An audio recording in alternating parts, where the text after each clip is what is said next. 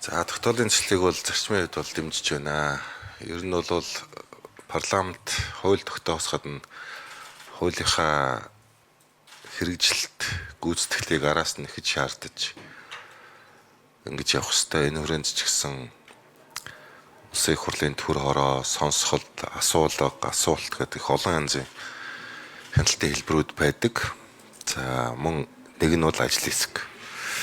Тэгэхээр ажлын хэсгийн тухайтад бол би нэгдүгээрт хууль тогтоомжийн хэрэгжилтийн гүйцэтгэлээ хэдэн оны хооронд гэдэг тийм одоо цаг хугацааны хүрээ хязгаар 50-д илүү их зүгээр байх гэж бодож байна. 92 оноос хойш сүүлийн 35 жилийн их хурлын шийдвэрийн хэрэгжилтгүүлийн чи аягүй тийм өөрөө хэдэн жилээр хийгээд дуусахгүй ажил руу дахин орчихно.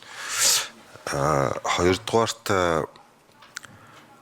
сая гишүүд бас гаргаад байна. Энэ салбар дундын, салбар хоорондын хүрээ хязгаар дээр тийм хашилт хан хэрэм бас байна уу байхгүй юу? Тэгвэл бас их зүгээр болчихно. Нөгөө талаасаа парламент ба гүйцэтгэх мэдлийн хоорондын энэ хяналт шинжилгээ үнэлгээний мэдээлэл солилцоог бас нэвтрүүлэх чиглэл дээр ажлын хэсэг маань бас өдөр жимэндээ оруулж өгвөл засгийн газар бол юу хийгээд байна вөхөр энэ одоо би ч нэг ажиллаа аваад 3 дахь 7 хоногт 8 дахь байнгын ороондоо хурлын хууль тогтоомжийн шийдвэрийн хэрэгжил танилцуулаа яваад байгаа байхгүй юу? Одоо ингээ бүх байнгын ороо ингээд.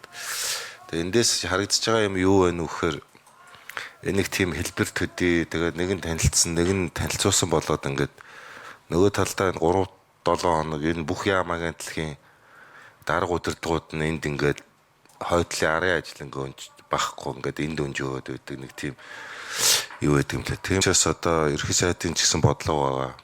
Засгийн газар бол ер нь танхимдаа тайлан мэдээ авдаг. Ялангуяа бичгээр цаасан юмыг ер нь халж байгаа юм.